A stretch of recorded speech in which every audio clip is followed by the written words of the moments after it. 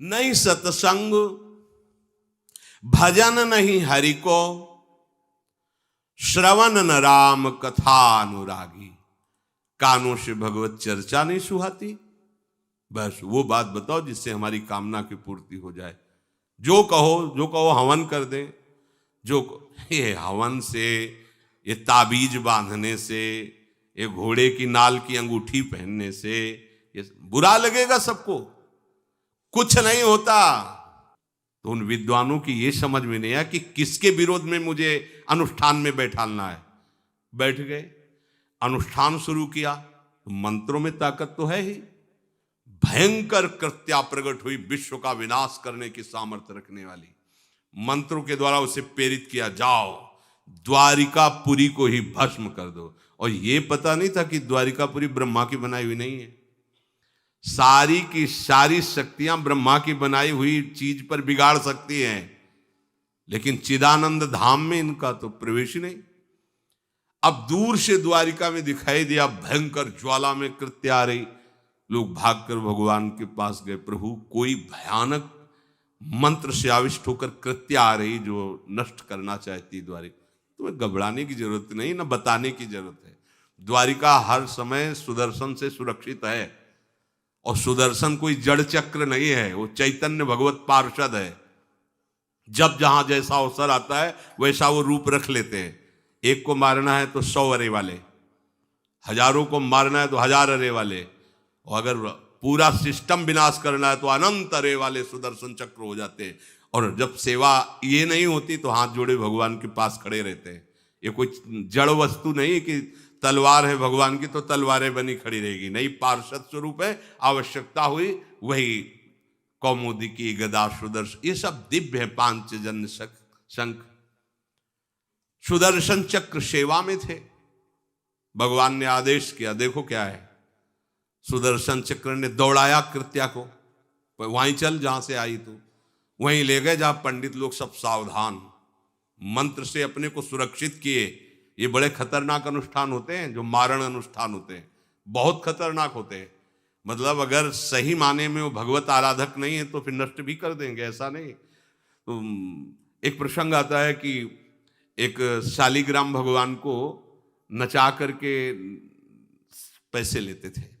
बहुत से लोग इकट्ठा हो गए, तो चमत्कार को देखने वाले संसारिक जन होते हैं, तो ऐसे शालिग्राम रखते, ऐसे करते, शालिग्राम ऐसे ऊपर उठते, ऐसे ऐसे ऐसे ऐसे नचाते, और लोग अरे देखो भगवान इनके इशारे से नाच रहे हैं। ऐसा एक भक्त तो उसी नगर में एकांत में भजन करते थे, बड़े कई शिष्य उनके थे, भिक्षा मांगने हो गए। उन्होंने देखा, आके गुरुजी से, उनका ऐसा भक्त कभी कर ही नहीं सकता।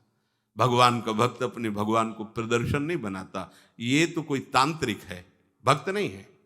भक्ति की अलग संज्ञा होती है। ये कोई तंत्र सिद्ध आदमी है जो भक्ति का नाटक करके लोगों को ठग रहा है। बोले महाराज फिर आपको चलना चाहिए, क्योंकि हजारों लोग उससे प्रभावित हो रहे। बोले हम गए तो उसका सब बंद हो जाएगा, ये दुकान मकान। बोले चलो ना महाराज, बड़ा ऐश्वर्य जमा हो रहा था, लोग भेंट। वो गए, बस अंदर से नाम जप करते हुए जो खड़े हुए, तो कुछ नहीं, कोई भी उसका मंत्र। वो आसपास दृष्टि डाला, कौन आया नया, तो उसी में देखे फटे पुराने कपड़े पहने, तेज से चमकते हुए भक्त। तो उनका तुम चले जाओ यहां से। तो उनका नहीं, हम चले जाने के लिए नहीं आए, हम आपको बताने आए, ये नाटक मत करो। अगर सही आराधना करो इनकी तो ये लोग क्या देंगे, ये तो परम पद दे देंगे। शालिग्राम भगवान है, आप भगवान का ऐसा प्रदर्शन करते हो। अब लोग, अगर आप भगवत प्रेरित होकर यहां आए हो तो आप हमें, तो उन्होंने तपस्या के बल से फल की रचना की और कहा जाओ अपनी पत्नी को ये फल पवा दो और इससे निश्चित पुत्र होगा। बहुत प्रसन्न, अब कामना पूर्ण थी, तो देख लो प्रभाव, देखो कामना का। प्रसन्न हुए, आए। धुंधुली नाम था उनकी पत्नी, नाम भी बहुत बढ़िया था, धुंधुली। वो कहा कि देखो ये फल खा लो, तुम्हारी संतान हो जाएगी। बहुत मीठी बात बोलती थी, मृदुभाषी, कपट हृदय, अलग अलग क्षेत्र होता है, हृदय कपट और मुख में मीठी बात। बहुत संभल के व्यवहार करना चाहिए ऐसे लोगों से। मधुरिया बानी, मीठी, क्या मृदु भाषा, नहीं प्रीतम, आप चिंता मत करो, फल ऐसे थोड़ी खाया जाता है, नहा धो के पवित्र होके फिर। हाँ उनका ये बात, तो आप अपने काम में लगो, हम पा लेंगे ऐसा। अब आपको विश्वास है ना? बोले विश्वास तो है, इसमें क्या विश्वास, आप भी तो चाहती ना पुत्र हो। बोले हाँ। वो जो ही गए सो अपनी बहन को बुलाया और कहा सुनो, अभी तो हम 4-5 रोटी कढ़ी चावल सब पा लेते हैं, पूड़ी खीर पुआ, जब गर्भ रहेगा तो पेट तो उसी से भरा रहेगा, तो हमारा भोजन रुक जाएगा। बोले हाँ ये तो बात है, जब पेट बढ़ेगा अगर घर में आग लग गई तो फिर हम भाग नहीं पाएंगे, तो हम जल जाएंगे। ये निगेटिव सोच वाले लेते। और पंडित जी तो इसी बात में लगे हैं कि गर्भ रह जाए तो क्या करें, तुम्हारा हम खाएंगे तो है नहीं पक्की बात, पर करें तो क्या करें, पंडित जी को कैसे समझो। उनका देखो एक बात है, हमारे गर्भ है, हमारे कई लड़के हो चुके हो, गरीबी है ही है हमारे यहाँ, तुम कुछ पैसा दे देना और ये नाटक करना कि मैं गर्भवती हूं, बच्चा समय होने पर हम पहुंचा देंगे, हम घोषित कर देंगे हमारा बच्चा मर गया।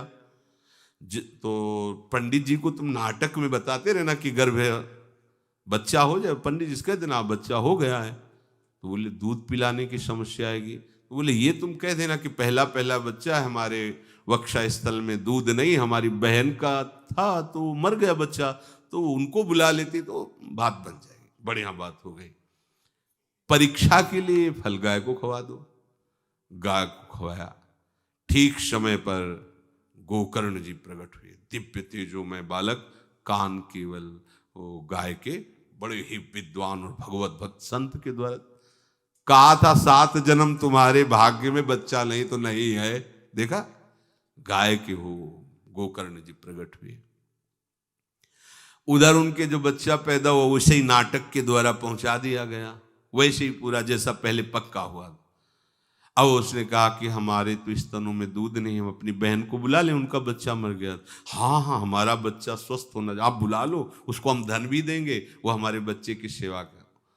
अपने नाम से जोड़ करके उसका नाम रखा धुंधकारी, धुंधुली और धुंधकारी, अज्ञान का साक्षात स्वरूप। और जैसे ही वो अवस्था बढ़ती गई तो उसके पापाचरण बढ़ना शुरू हुए। बच्चों के साथ खेलता, खेलते हुए बच्चों को उठा लेता और कुएं में डाल देता, मतलब घोर अत्याचार। गोकर्ण जी हर समय भजन साधन शास्त्र स्वाध्याय।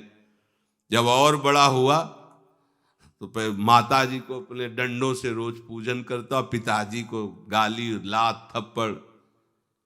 पिताजी तो रो पड़े, गोकर्ण जी से कहा कि बेटा हमारी गाय से प्रकट हुए पर भरोसा आप ही का है, बचा सकते हो। तो बोले पिताजी जाओ यहाँ से, भाग जाओ यहाँ से, एकांत जंगल में जाकर भगवान श्री हरि का भजन करो। उन्होंने 2 श्लोकों में उपदेश किया। दूसरा श्लोक ये, धर्मम भजस्व सततम त्यज लोक धर्मान, सेवन सदा साधु पुरुषं जहि काम तृष्णाम, अन्यस्य गुण दोष चिंतन मास मुक्त्वा, सेवा कथा रस मोहो नितराम पिबत्वम। हे पिताजी, अब तुम लोक धर्म का त्याग करके भागवत धर्म को स्वीकार करो, एकांत में जाकर साधु महापुरुषों के संग से उनके उपदिष्ट उपदेश के अनुसार आचरण करो, प्रभु की लीला कथा सुनो, ना कोई कामना ना कोई तृष्णा, किसी के गुण दोष का वर्णन मत करना, और सदैव भगवत सेवा भावना में रहना, इसी जन्म में तुम्हें भगवत प्राप्त। वो तो उधर गए, इतनी पिटाई की उसने माँ की, माँ कुएं में गिरकर आत्महत्या कर ली।